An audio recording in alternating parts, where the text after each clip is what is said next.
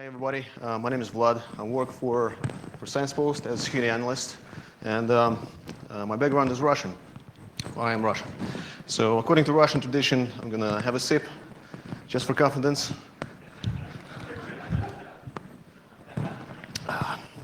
Shit. Yeah, and the ball is gonna go up there. Okay, so let's start. Right, why am I here, guys?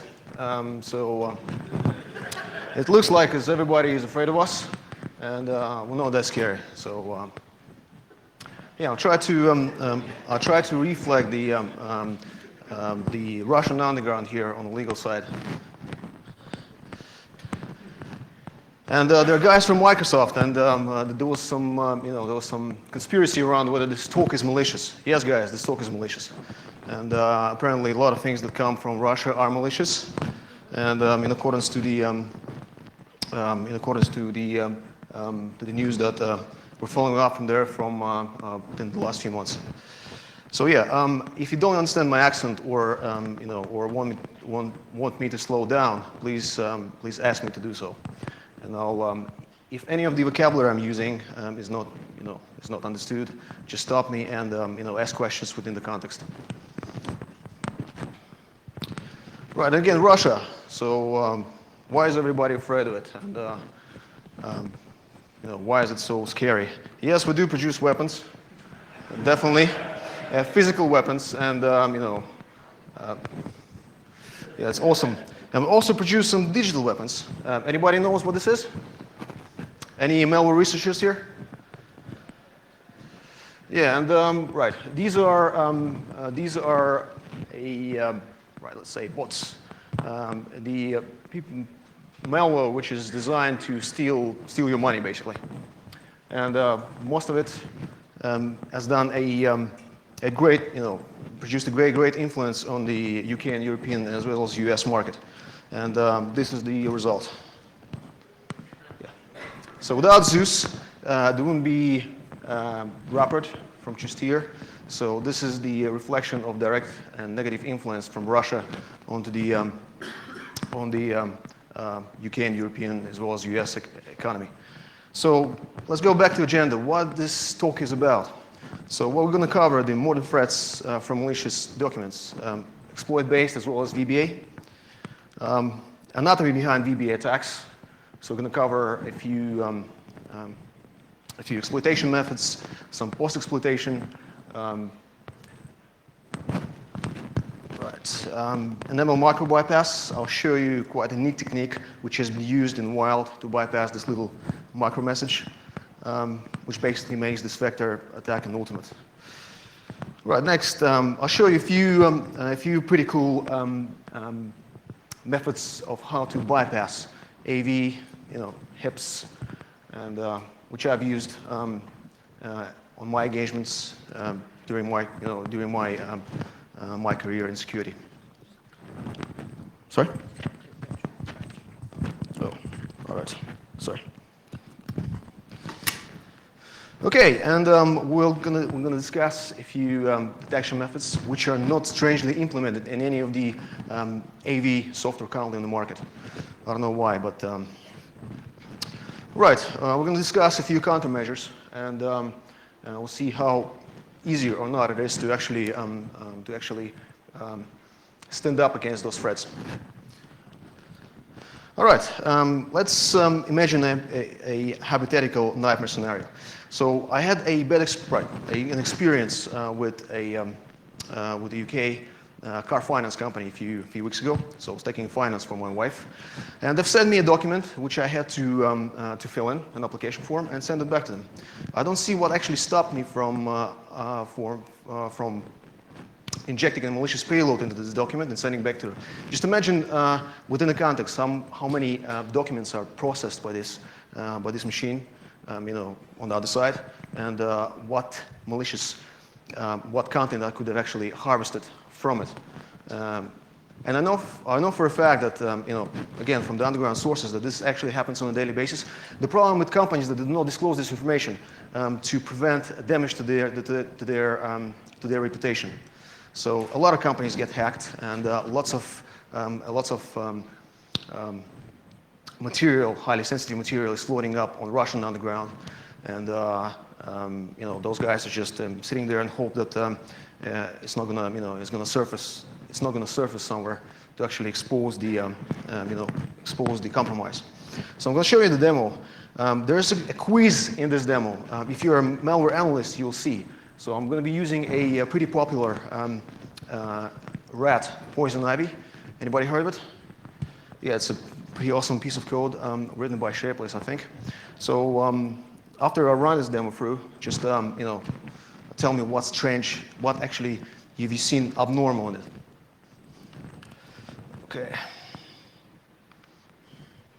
You can see this a 64-bit system. Just imagine this as a application form which I have downloaded from somewhere.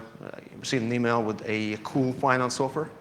So you download it and run in the system, just displaying the architecture there.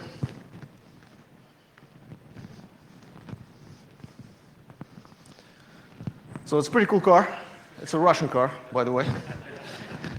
Yeah. So and then you open up the application form. You see a few little bits and pieces there. It tells you, please, for live submission, please enable this. And I came across documents which use micro VBA functionality to submit the information centrally.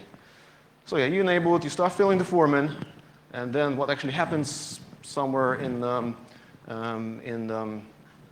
Yekaterinburg, you'll see a session pop up there. Yeah, this little addition to the demo. Yeah, so there's a session, Poison Ivy session. The cool thing about Poison Ivy, which we'll cover later on, is that it uses process following technique. So you don't have to migrate. So as soon as you execute that VBA code, it actually spawns a process like Chrome, whatever it is, with a suspended thread, replaces content with its own binary code, and resumes the thread. So basically, instant migrate. The EP, EB, and VAD tables are not affected, so it's very difficult to detect. So yeah, you can see full access to the system, and with full Poison Ivy AI capabilities.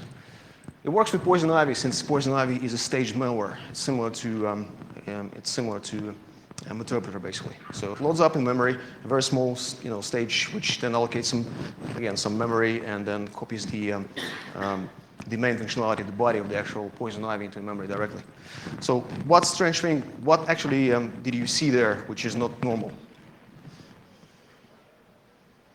If I replay it from the beginning for a second, so that is a 64-bit Windows and 7 SP1. So Poison Ivy, oh yeah, nice. Poison Ivy ended its career and doesn't support any systems from Vista, I think. So I wrote a simple patcher for Poison Ivy shellcode, which enables it to work on every single, on all the systems up from XP to Windows 8 SP1, which is great, and again, the shellcode is Q8, and we're using it in our engagements as well. So, right, so let's continue. Okay, so from my social engineering and from my security experience, during a data extrusion assessments, as we call them. So when we target a particular organization for, from a social engineering perspective, APT-based attacks to emulate the real-world scenario, we use real-world malware, and obviously the code is Q8. So for example, Sakura is an exploit kit. Do you guys know what exploit kit is? Exploit pack? Yeah, it's basically a piece of web application which, when you hit it, it's basically analyzes your environment, your browser, the plugins that are used by the browser operating system, and it launches an exploit against it if a vulnerable plugin or a browser is detected. It's awesome. So Sakura is pretty, I think it's a dead project already, but within the Russian underground, which I slightly rewrote, zeroed up the exploits.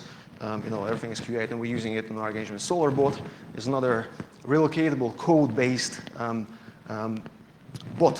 What relocatable code means is that it's a shellcode-based bot, which doesn't require a P loader, so you can use it as a shellcode inside VBA, inside exploit, whatever. So yes, from my experience, during the last few years on APT, engagements against high-profile UK, US, Africa-based companies, I had about 95% of, is Russia called PRBIV, success rate, load rate of the VBA loaders. So I was getting machines affected by this almost every single engagement. So that's the primary reason for this talk, the primary reason for this research, just to highlight the dangers of it. It's ridiculous. I mean, okay, so going back to exploit kits, why not exploit kits? And right, enforced browser updates. So the vendors are forcing browsers to update, which makes exploits, which renders them useless in many cases. Sophisticated countermeasures by IDS and IPS. So antivirus companies as well as IDS companies such as FireEye and FredGrid are introducing advanced data techniques designed to detect exploit kit activities. Java loses popularity due to its security issues, and everybody knows that Java has been used. Actually, in most exploit kits, Java is the primary exploitation vector. So, like in Black Hole, for example, you guys heard of Black Hole?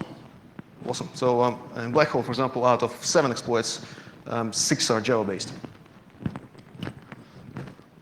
Right, costs rise on the underground, so the costs are constantly rising. So, for people who are looking to to purchase an exploit kit and maintain it, the cost rises.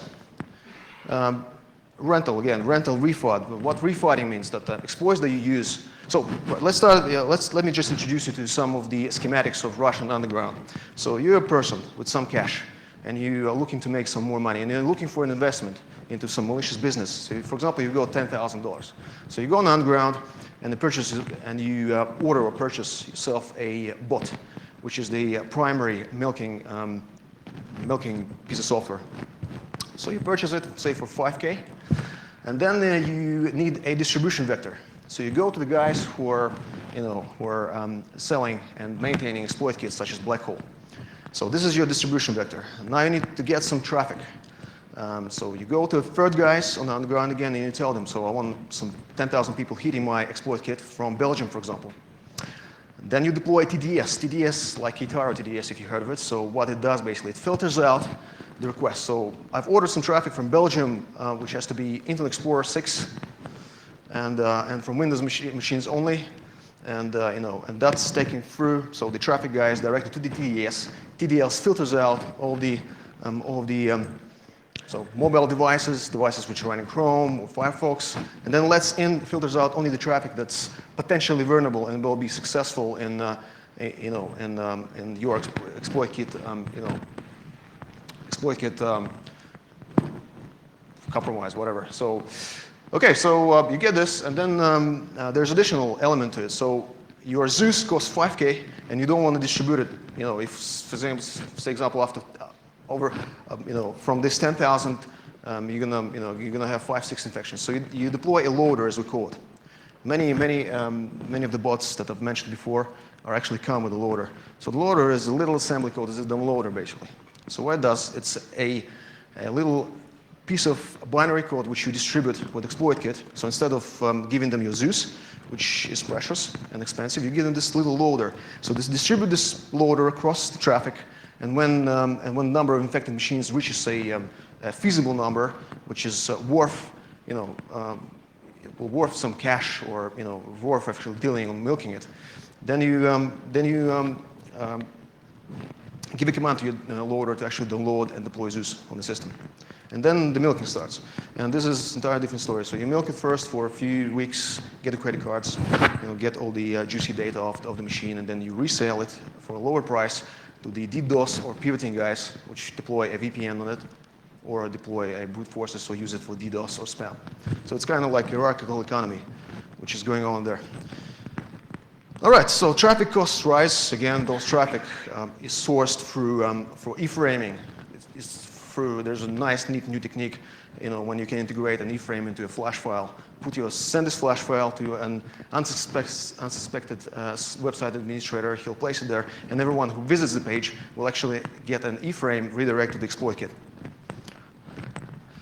Right, and yeah, a lot of them converting to a lot of the underground teams, groups, hacking, malicious guys converting to APT, more direct attack, bringing some more cash.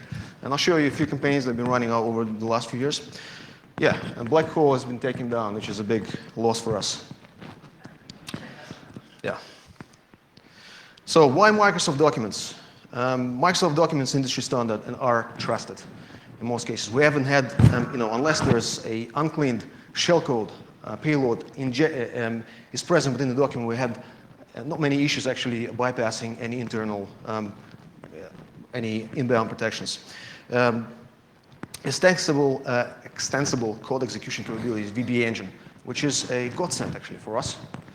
So it provides you with unsandboxed execution environment, which you can use, as if you would send an API file and they will open it. And I'll show you how it's done later on. It's installed everywhere, so everybody has it, and there's no problem with that with most clients and targets. They are whitelisted on where the SRP is present. SRP is basically an executable whitelist. So many organizations are running SRP. So basically it tells the user that you can only run Office, you can run browser, you can run an archiver or something. So it's whitelisting of executables that can be executed, that can be run in the system.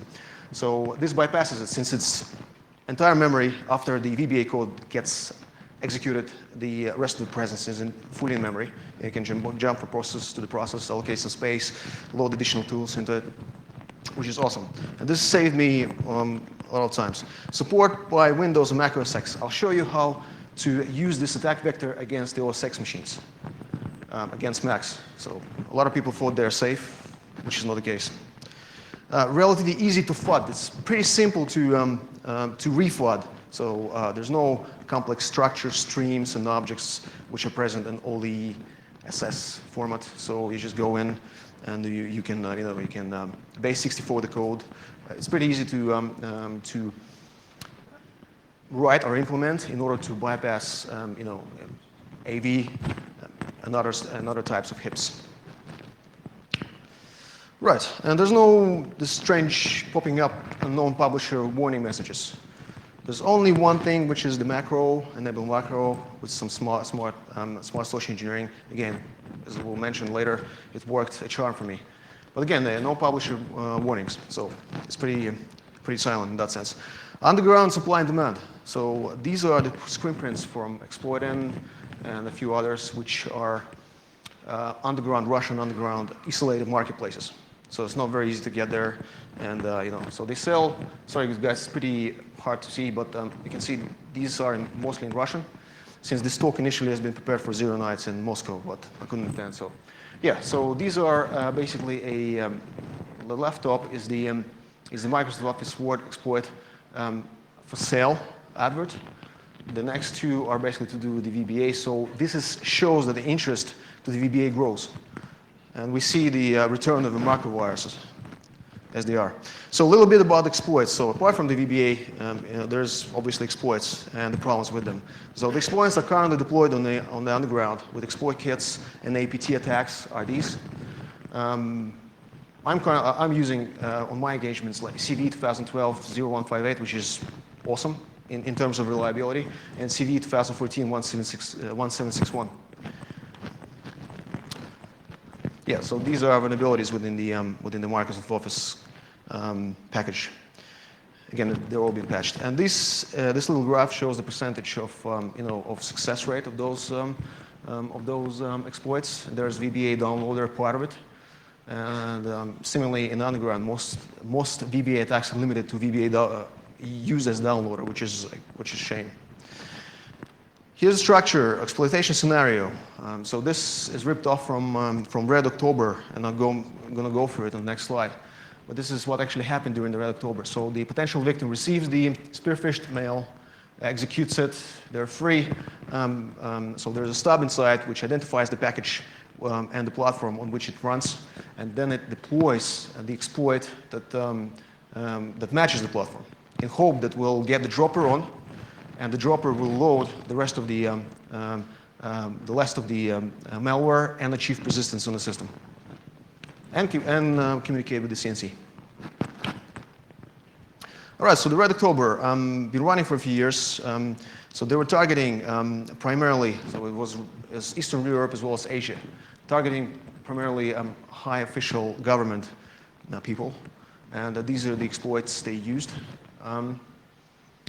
Been quite successful with this, over 22,000 something compromised boxes in different, in different government organizations. Next one is the PT Tiger. It's Chinese group, APT group. They were targeting smaller companies which are wealthy. Again, for over 2,000 machines, profile targets were compromised during this campaign. And they've used document vulnerabilities as their primary attack vector. And there are a few others. For example, if you guys heard about this compromise of the port in Belgium when they were using it to ship drugs into Europe, they primarily been using droppers, like in the form of physical devices, but also use documents to compromise them. And I've seen a few posts on the Russian underground forums with those guys as later found out, which were part of this. And they were requesting for exploit. They were looking for exploits, methods. They had some budget for them. Right. So, what are the issues with exploits, and why are there? Why is there such a low probability again, exploitation factor? What's the problem? The platform and version depend. They're dependent on the platform and version of the application that they're trying to exploit. Microsoft Office in our case. Reliability is not that great. Right. Out of the list I showed you before, only 2 are more or less reliable to use on the engagement on a legal basis. Payload limitations. There's very limited space in the document where you can, depending again on the vulnerability, but it's very limited space in where you can stick in your code which will run on execution on successful exploitation of the system or the application. Hard to source. So exploits are hard to source basically, and the prices are high. Hard to FUD, hard to make them invisible for antivirus companies, and then you have to pay for it again to to do this.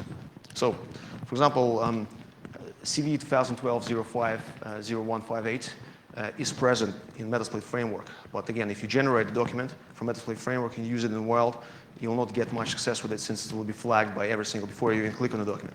Again, it will be flagged if you're using it as an attachment. It will be flagged by the IPS or IDA system deployed on the exchange, on the email exchange. So there's no point. So you have to open it up, do some reverse engineering to FUD it. So you have to zero up some of the signatures. So yeah, it's a headache.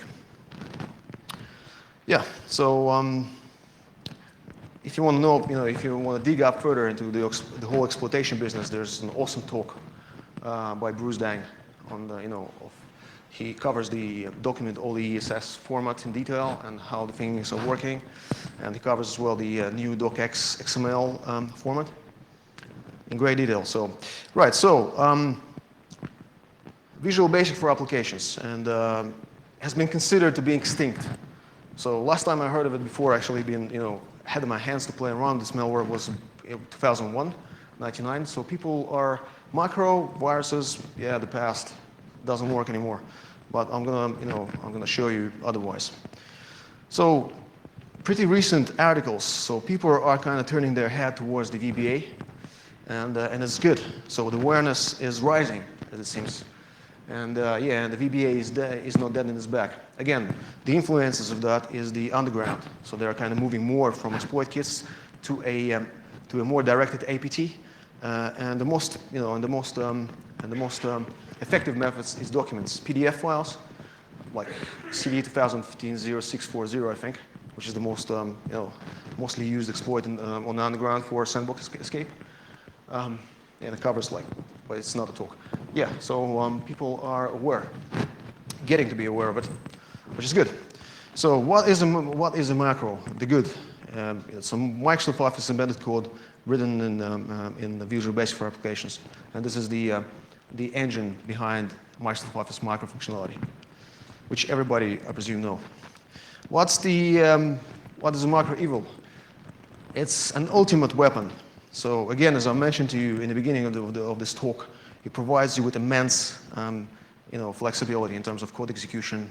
So you can integrate code into it, run whatever you want, load stuff, communicate with external operating system libraries like kernel 32, import API from it, and use them within the code, which provides you with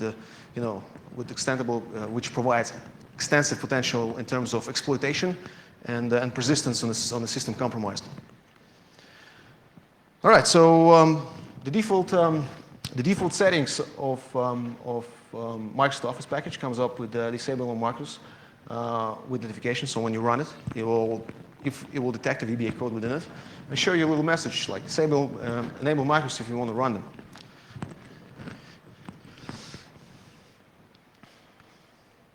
The primary distribution vectors is email, obviously, drive-by downloads. Believe it or not, but they're can't see there. Sorry. Yeah, so drive-by downloads, believe it or not, but I know a guy, again, on the Russian underground, works on document-based exploit kit. There's, it's kind of strange implementation, but he's getting some numbers and, works pretty fine. Software documentation. So docs can be shipped, document files can be shipped with software. So you might be able to compromise or hijack some software distributor online and replace your documents. This has happened before. Yeah. So torrent files, and just imagine this SharePoint. So just imagine uploading a spike document to the SharePoint, and if it's a big organization and it has a juicy name or attractive content, just imagine what's going to happen within that. And actually, this is from experience. So a few infection scenarios. There's download execute, which is a bot drop Zeus and Dromenda scenario. It's currently used massively in the wild. So the code executes and the code executes and a little VBA code will download a copy of Zeus and Dromeda onto the system and run it. VBA drop, basically, it's a VBA will drop a piece of a P file on the system and execute it. Again, I'll show you later how it's all practically done. Direct memory injection, which is if any one of you went to the Dieter Stevens lab last night, so that's the technique primarily described on his workshop. Yeah, so again, available via Metasploit framework. It injects shellcode directly into an Excel or other Office application memory and runs off there. So, yeah, sorry. Yeah, process following, again, it's a method of escaping exploited application while the compromise is happening. Again, I'm going to show you later on how it's all practically done. In PowerShell, you can invoke PowerShell from within VBA easily. And with the syringe technique, if you guys heard of a syringe technique, it's again a direct memory injection tool, a method using SEH to execute shellcode in memory. It's an awesome. So yeah, these are all the capabilities, and it's not just limited to this. So there's at least much bigger than this. So download, execute. I'll show you a quick demo of what actually happens during download, execute. So let's run down exec. So just imagine you opening up the document. Again, a nice juicy content there, some social engineering. You enable macro. All right. Document crashes. Sometimes it won't crash. I mean, if the code is written. And then you see the little task calls file appeared and tries to initiate connection, HTTP passive beaconing connection to the CNC server. Finally gets through, and then you see the actual bot as appears on the CNC. Yeah, this is a beaconing framework we developed for I developed for SensePost. Again, it's much more reliable than using, for example, Meterpreter over long-lasting social engineering engagements. And then you can see what actually invoked it. So this is a downloader shellcode generated by Metasploit framework. Just merely generated the Metasploit framework, copied into the Excel. Yeah, there's the. It's all nice and clean.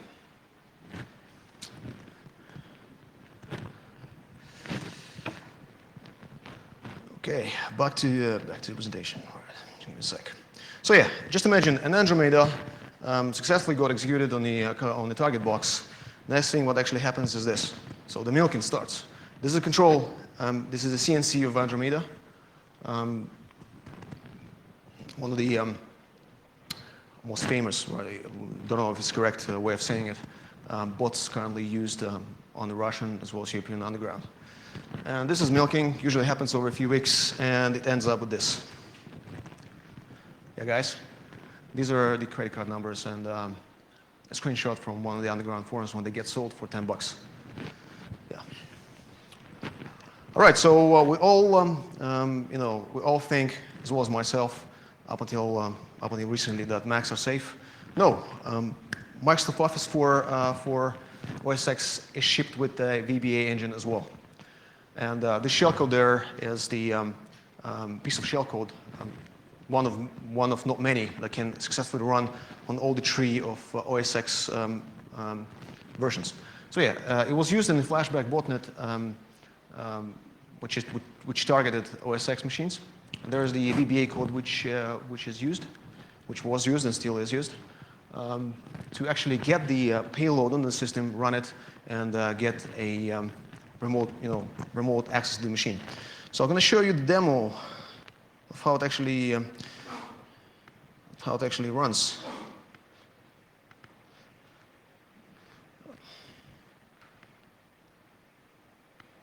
Right. So this is my box, and ESET, fully updated, no problem there.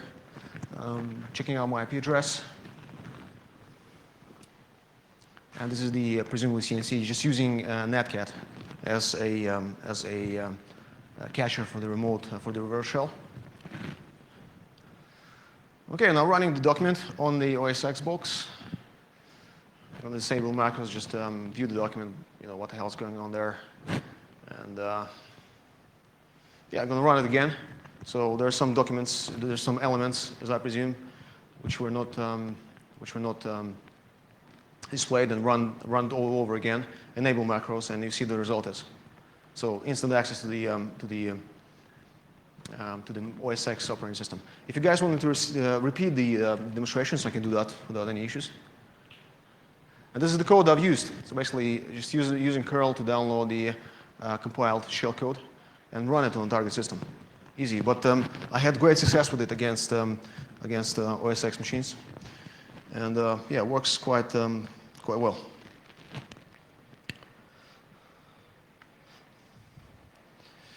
All right, so continue. All right, p-drop. Right, so advantages of this method. You obviously can generate it. It's available as a part of Metasploit framework. The problem with it is that advantages with it, the shell will be injected. The shellcode will be injected into memory space of the Microsoft Office application that's currently running the code. And the problem is that if you do not migrate on time and they will close the application, you will lose the shell. So it requires some time to migrate. And this is the disadvantage, as well as the it contains a PE drop, so which will be dropped on the hard drive. Again, this is direct memory injection. Yeah, requires migration. You can use a social engineering trick, which I'm using with Excel documents. For example, you open up a document that tells you there's some dynamic data present, and if you want to view it, please run the click the button. So you click the button, it invokes the progress bar, and it gives you more than enough time to migrate out of Office application before the shell dies. Yeah. So again, had a bit of success with it. Process holding, the principle of how poison ivy works. So invokes, as I mentioned to you before, invokes a browser instance, for example, replaces its content with its own, and then it resumes the main thread. directly in blink of a second, it migrates out of Excel Excel memory space. So you can just close it if you didn't find anything interesting in it for you, and then you can, the box is compromised and you get access to it. Right, PowerShell. So PowerShell can be invoked easily from within VBA environment, and that gives you great flexibility and functionality. For example, in this case there, I've used the syringe invoking a PowerShell application with a syringe payload in it. So again, it's a direct migration. So we will load the code up into the memory space of Excel, of an Office, and then the shellcode will decode itself as encrypted, and it will invoke a migration scenario. So it will migrate. A bit slower than process solving, but it works. Right, and then everything is limited by your imagination. So everything can be done there. So there are many scenarios which you can use. Basically, it's again provides you limitless capabilities on the target system, and the engine is present in every copy of Microsoft application. A bit of AV evasion. This is a zero-day method, more or less. So no zero-day discover there. So yeah, I was able to bypass most of the antiviruses by simply calling the API from kernel 32. So this is the little import table that you need in order to execute shellcode. So it is present within the VBA code. So you're calling a few API functions. In this case, is the virtual locate, copy memory and run thread. So the only difference between these two is that on the left-hand side, I'm using alias to call the API functions, and then you're reusing this alias, alias whatever, inside the actual body of the VBA, avoiding the presence of of API names within the body of the actual VBA, which works well against the signature scanner as well as static heuristics on the antivirus side. So I'll show you a demo of actually it's bypassing the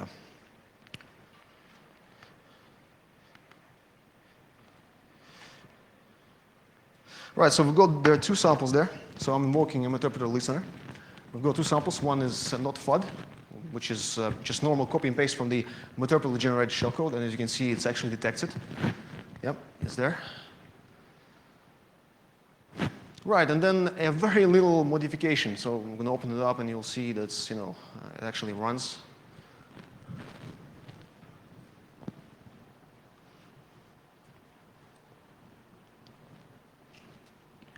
So there's a stage, and the session opened, and yeah, there's a session. Okay, and the second file is the slightly modified version of the VBA code, which contains a, there's an alias method in the way that the APIs are called from within kernel 32 memory space. Yeah, as you can see there, I'm using alias. No, this is the original document, but in a second I'll open the modified one. Yeah, scan it first.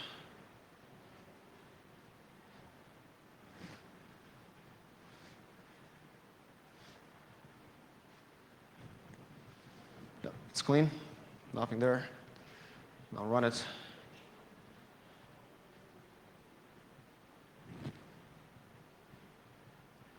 Still get a session. Works well, and then when I open the actual source code, you will see the only difference between these two is virtual locate API has been called through an alias and never used within the actual body of the code. It works well. I don't know, right? Basically, if you analyze the document through if you feed it through the hex editor, you'll still see the import table. But somehow, most of the antiviruses checked on, we've got our own kind of virus total simulator, which we use internally at SensePost. Yeah, it actually bypasses a large number of them without any issues. Okay, so let's go. Right, and again, you can universalize it very easily. So construct yourself a document, Excel, PowerPoint, whatever, and put a little selector. and a few if statements. So if the operating system, for example, OS X, it will deploy OS X payload. If it's a Windows machine, it will deploy Windows. So basically makes a standard weaponry. So you can send it to organization, and it doesn't matter what platform is going to be executed on. You'll still be able to compromise it quite successfully. Again, it all depends on the techniques you use to FUD the actual payload and the payload itself. Yeah, so, and the only boundary for clean execution is the contextual social engineering. If you select your targets right and the email is persuasive, basically if you get it all correctly, victims will run it. And I never had any issues with them. So almost in every single engagement that I've run through, I had sessions coming back for this vector and never failed me. But there is a possibility to bypass this message. And again, I'll show you the demonstration of how it's done.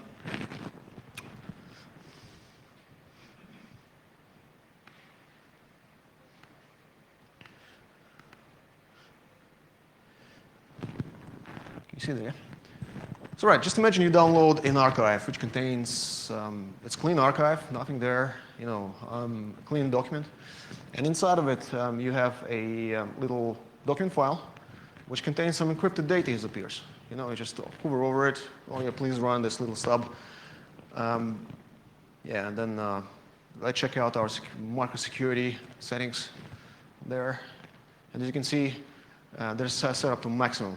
Disable all macros, don't run anything, don't give a shit about what's actually inside. All right, so yeah, but the macro is present. So I'll show you how to invoke macro nevertheless.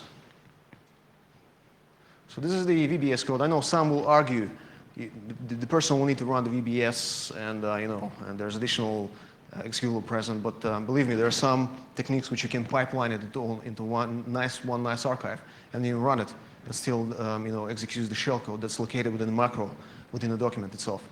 Again, in some cases, you know, I'm analyzing a fair bit of malware, and I've seen the actual document file with a different extension. It just says data, but apparently it's a document file. It's just used as a container to carry out the shellcode and deliver it to the target system, and then is used to actually used by this little VBS script to call the shellcode from within it.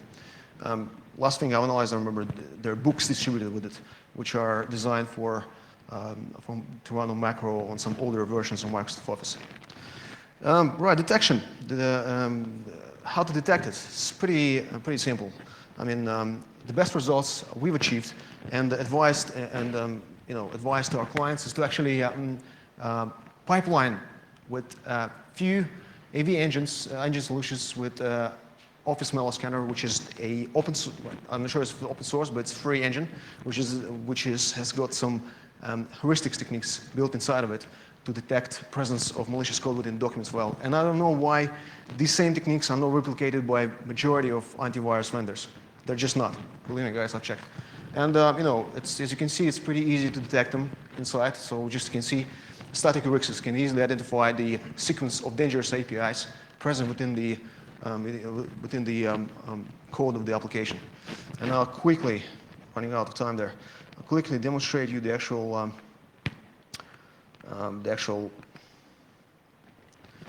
process.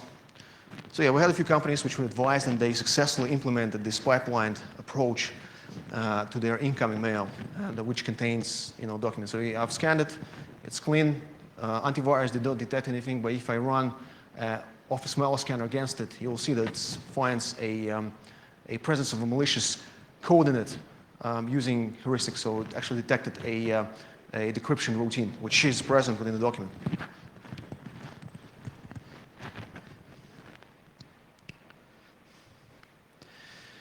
Detection issues. It's not a PE file, which seems to be a problem for a few of the malware researchers I know. There's no proper dynamic heuristics emulation has been implemented into AV, IPS, threat grid, FireEye, and we've been successful to bypass most of them. So you send the file, there's not much emulation going on. They see it's a document file, they kind of statically scan it for some dangerous strings within it, but there's no advanced heuristics run. Engine which detects advanced heuristics sequences of the API or other bytecode inside of it. Forensics issues. So if there's no PE, it never happened. So it's quite easy. Just imagine a scenario when they send somebody the document, he'll invoke it. There'll be some interesting content within the context of his business. He'll read through it and why you reuse the same document all over again. And the connection will come out, but there's nothing dropped on the hard drive. So it's pretty nifty to detect unless you can acquire a memory image of that system while the session is taking place. Countermeasures. So user awareness is the most important factor. So users should know where and what to open. And this has been a headache for us, SensePost as well, for quite a while. Disable all markers without notification. Again, this can be bypassed, but at least without any third party or piping, file piping, you will not see much. Deny markers from the outside. Some organizations in which we work with actually deny any files that contain binary code within them from the outside on their board exchange, mail exchange. Egress filtering. So yes, you'll get compromised, but make it as hard as possible for the malicious code to get out. I know, from my experience that if I can execute something in your box and there's something can escape your box, I'll definitely get a session. DNS, it can be used. I can use a UDP tunneling, DNS tunneling, HTTPS, IPv6. A good idea for Microsoft would be implementing a internal IDS which will detect presence, for example, for a callouts to kernel 32 from within the VBA engine. Why not? I mean, what the hell do you need a virtual allocate API function present within the VBA code? So it would be nice to have something like that. Implement sandboxing. Shit, guys, I mean, like Java, IE. You've implemented sandboxing for IE, but you've never done the same for freaking Office.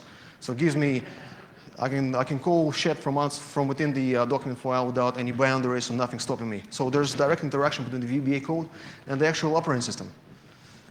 Ridiculous, sorry guys, but use alternative Office products, but there is a VBA engine, right, a macro engine built into OpenOffice as well, and I'm working on actually writing some proof of concept for that as well. All right, so yeah, this will be smart as well. Just a quick one before we finish.